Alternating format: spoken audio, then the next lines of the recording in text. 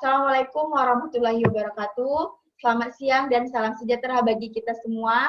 Baiklah, kembali lagi kita dalam acara kesayangan kita, yaitu Study of Accounting Talk Show.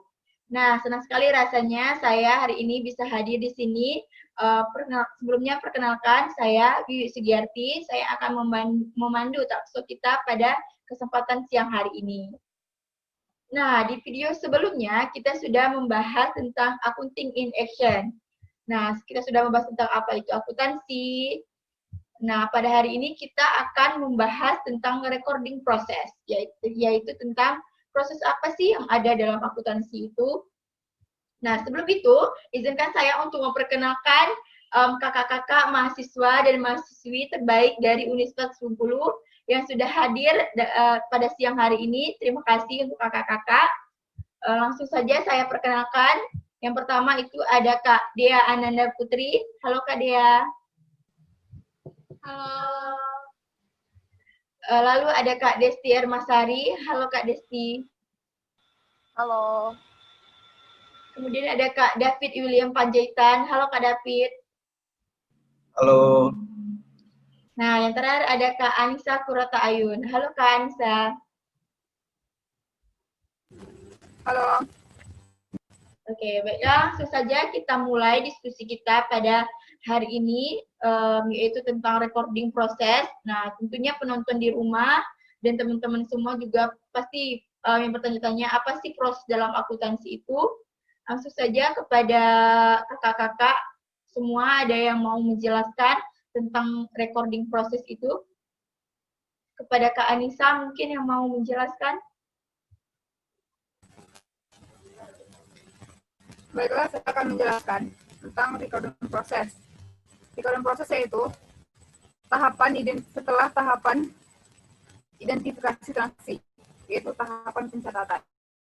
Dalam pencatatan, ada yang namanya akun, yaitu tempat di mana pengaruh suatu transaksi dicatat. Setiap akun memiliki saldo normal.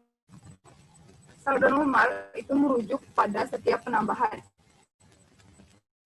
Artinya, jika akun kas berada pada saldo normal debit, maka ketika kas perusahaan bertambah, maka tercatat pada jurnal pada posisi debit. Begitu pula sebaliknya. Dan berlaku untuk akun-akun yang lainnya. Seperti akun yang bersaldo normal di debit, yaitu aset, expense, sama dividen.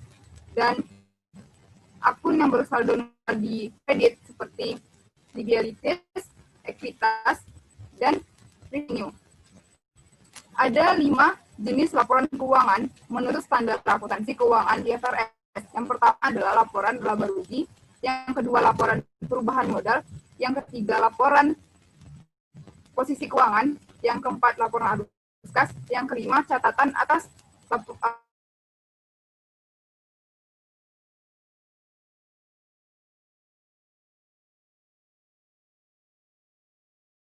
keuangan.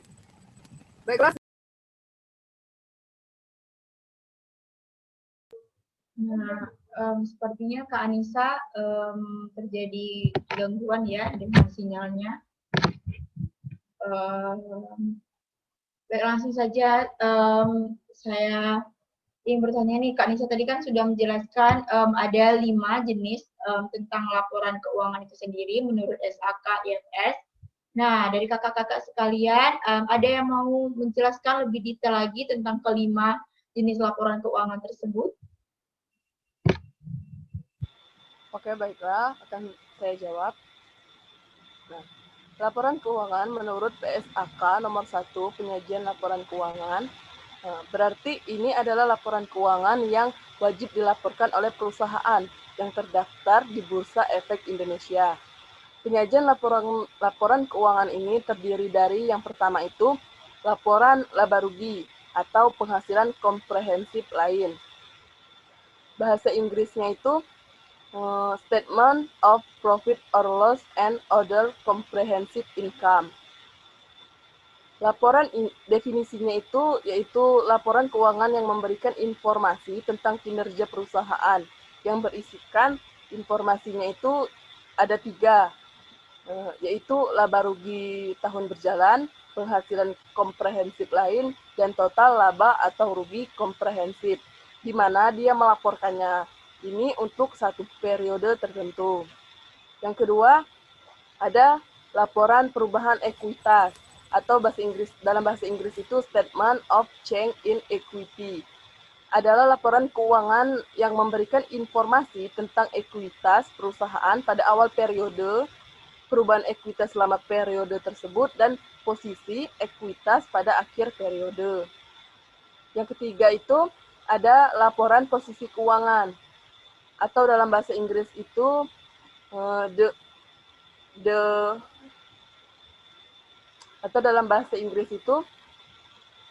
Statement of Financial Position. Definisinya yaitu laporan keuangan yang menginformasikan posisi aset, posisi liabilitas, dan posisi ekuitas perusahaan pada tanggal tertentu. Yang artinya posisi aset, posisi liabilitas, dan posisi ekuitas perusahaan tersebut untuk misalkan kita menyusun laporan itu dalam tahunan ya, untuk tanggal 31 Desember 2019. Nah nih, dari penjelasan Kak Desti tadi, saya izin menyanggah ya. Nah, kepada Kak Desti bisa nggak diberikan contoh penulisan di jurnal tentang ketiga laporan yang sudah Kak Desti buat tadi nih, sudah Kak Desti jelaskan tadi, karena mungkin kebanyakan orang masih belum mengerti tentang cara penulisannya.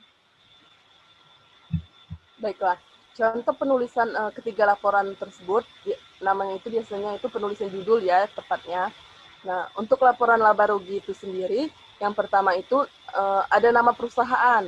Nama perusahaan kita contohkan Desti Consulting Corporation. Terus yang kedua itu nama laporan keuangan tersebut. Itu kan laporan yang pertama tadi laporan laba rugi. Jadi Statement of Profit or Loss and Other Comprehensive Income. Maka dilaporkannya itu for the years end 31 Desember 2019. Saya mengambil contoh yang tadi kan, yang tentang pelaporan keuangan tahunan. Jika kita membuat laporan keuangan itu dalam bulanan, maka kita tulis itu for the month end 31 Desember 2019.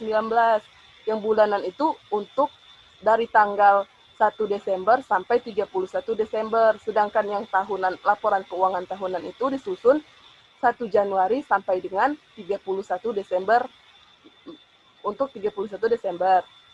Nah, selanjutnya laporan tentang laporan perubahan ekuitas. Contoh penulisan judul laporan tersebut sama seperti laporan laba rugi. Yang pertama itu nama perusahaan, tadi kan dicontohkan Desti Consulting Corporation. Yang kedua itu nama jenis laporan tersebut, yaitu Statement of Change and Equity. Terus for the years end 31 Desember 2019 atau for the month. Yang ketiga itu ada laporan posisi keuangan.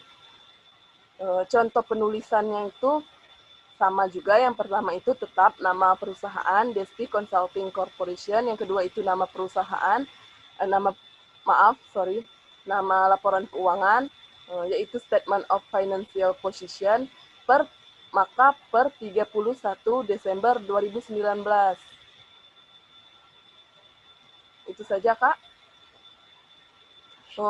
Mungkin untuk dua penjelasan dua jenis laporan lagi mungkin ada kakak-kakak yang ingin menambahkan atau membantu saya menjelaskannya.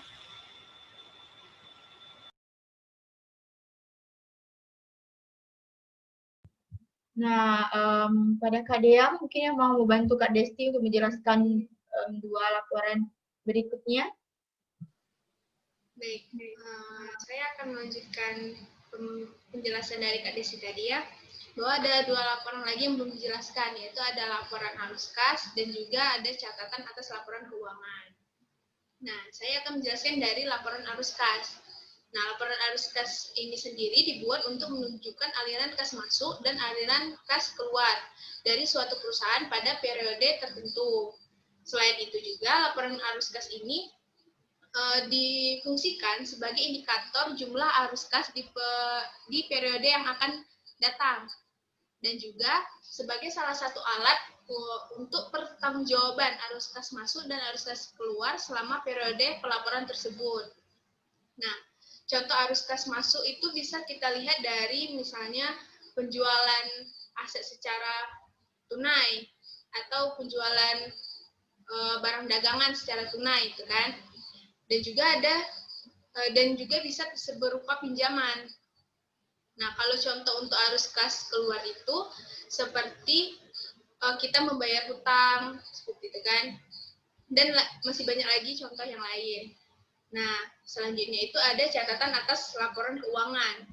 Catatan atas laporan keuangan ini berisi tentang informasi yang lebih rinci tentang 4 laporan sebelumnya, yaitu dari laporan laba rugi, laporan perubahan modal, laporan posisi keuangan, dan juga laporan arus kas. Seperti itu, Kak.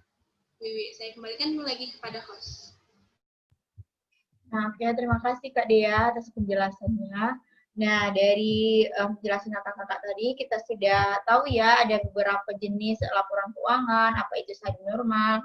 Nah, yang masih menjadi tanya-tanya sekarang itu adalah proses tahap pencatatan dari akuntansi itu sendiri. Sesuai dengan judul kita hari ini, pertanyaan tersebut masih belum terjawab. Mungkin kakak-kakak, Kak David mungkin yang mau menjelaskan tentang proses tahap pencatatan dalam akuntansi itu apa saja? Kepada Kak Baik, David. saya akan menjelaskan proses tahapan-tahapan pencatatan akuntansi. Di sini proses pencatatan tahapan akuntansi itu ada 3 jenis ya.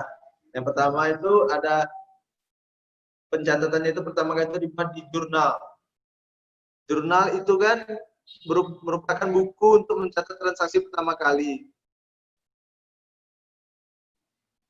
Yang kedua itu ada buku besar. Buku besar itu terbagi menjadi 2 macam, yaitu buku besar umum dan buku besar pembantu. Lalu memposting atau memindahkan informasi yang terdapat dalam jurnal ke buku besarnya masing-masing yang berkaitan. Nah, yang selanjutnya itu neraca saldo. Jadi daftar nama-nama akun beserta saldonya masing-masing satu tanggal tertentu. Setelah neraca saldo disusun, perusahaan harus terlebih dahulu melakukan penyesuaian terhadap beberapa akun karena saldo dan beberapa akun tersebut belum menyajikan nilai yang sebenarnya. Baik, begitulah kira-kiranya proses tahapan pencatatannya. Terima kasih. Oke, terima kasih kepada Kak David sudah menjelaskan proses tahap pencatatan.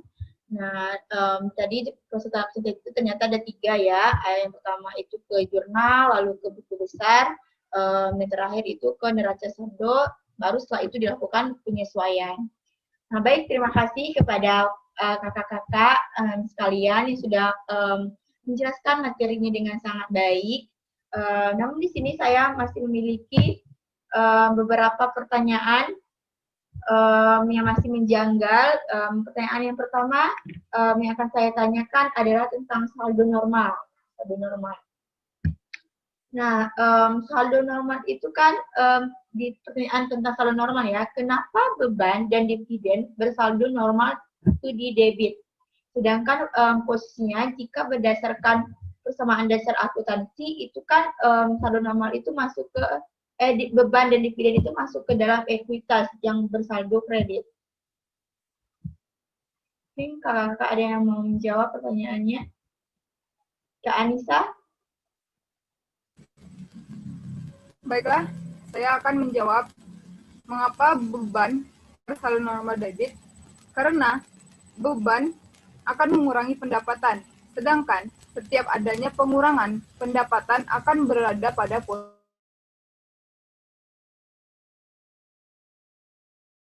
debit. Jadi, ketika beban bertambah, pasti akan berarti yang akan mengurangi pendapatan. Yang mana pendapatan akan menghasilkan yang namanya laba bersih. Dan juga mengapa dividen berada pada saldo normal debit? Karena bagian laba perusahaan yang akan dibagikan kepada pemegang saham. Dividen ini mengurangi return earning sehingga bersaldo normal di debit. Sekian jawaban dari saya. Baik, terima kasih kepada Kak Anissa yang sudah menjawab pertanyaan. Yang alasannya sudah jelas ya, kenapa saldo dividen dan beban itu bersaldo normal debit. Baiklah, pertanyaan selanjutnya adalah tentang penulisan laporan keuangan.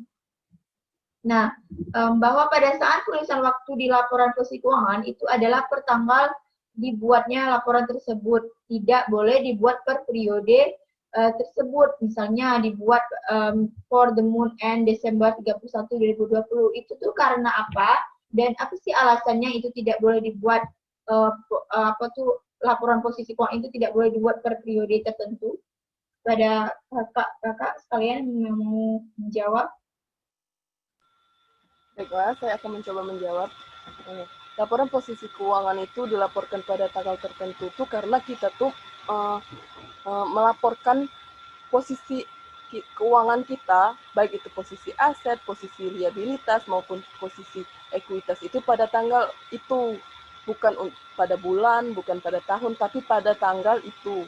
Nah, kita contohkan misalkan posisi aset kita tuh pada tanggal 31 Desember tuh $10, berarti posisi itu tuh cuma untuk posisi aset kita tuh $10, bukan $10 untuk tanggal 31 Desember, bukan untuk tanggal 2 Januari, tanggal 3 Januari itu sudah berbeda saldo dari akun-akun dari posisi kelompok aset tersebut. Makanya dicatat itu per tanggal tertentu. Kalau per bulan, kalau untuk for the month itu kan per bulan. Itu tuh dilaporkannya itu di laporan laba rugi atau laporan perubahan ekuitas. Mungkin ada kakak-kakak lain yang ingin menambahkan. Baik, izin Kak Wiwi. Ya, silakan. Baik, sebenarnya sudah jelas ya yang dikatakan dari Kak Desti tadi, tapi saya ingin lebih menegaskan bahwa laporan posisi keuangan itu hanya boleh dilihat pada tanggal yang tertera di laporan tersebut. Tidak bisa kita lihat setelahnya, setelah tanggal itu, ataupun sebelum, kan itu tidak mungkin. Jadi laporan itu hanya untuk hari itu saja. Kalau misalnya ingin dilihat posisi keuangan perusahaan itu pada hari berikutnya, maka perusahaan harus menyusun kembali atau membuat kembali laporan posisi keuangan tersebut. Mungkin itu saja. Baik, terima kasih kepada Kak Dea dan Kak Desti sudah menjawab pertanyaan. Nah, baiklah, kita masuk ke pertanyaan terakhir nih. Tadi kan dijelaskan pada proses tahap pencatatan akuntansi itu ada yang namanya jurnal umum, buku besar, dan neraca saldo. Saya ingin bertanya mengenai kolom referensi yang ada pada jurnal umum dan buku besar. Nah, mengapa pada jurnal umum itu ditulis nomor akun, nomor, sedangkan pada buku besar itu ditulis kode jurnal? Mengapa berbeda kolom referensinya dibuat? Dan apakah kolom referensi itu penting? Pada Kak David mungkin yang ingin menjawab. Ya, baiklah saya akan menjawab dari pertanyaan saudari Wiwi. Ya, kolom referensi itu sangat penting ya untuk membedakannya. Tapi untuk lebih lanjut, mungkin kepada Kak Desti bisa membantu untuk menjawab. Oke, baiklah. Saya kira tadi Kak David akan menjelaskan, ternyata dilempar ya.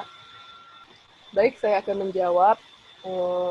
Itu tuh balik lagi mungkin dari fungsi kolom referensi itu sendiri, yang mana fungsinya itu menandai sumber dari suatu akun atau suatu transaksi. Nah, misalkan kan untuk jurnal, kan disebutkan oleh Kak Wiwi tadi pada jurnal, pada buku besar yang bentuknya kayak tabel gitu, dibuatnya itu JU1. Jadi itu artinya itu jurnal umum yang pertama. Nah, dari jurnal umum yang pertama. Sedangkan kalau di buku besar yang bentuk T itu kan tidak dibuat, langsung dibuat nomor referensi itu sendiri. Oke, terima kasih Kak Desti atas jawabannya.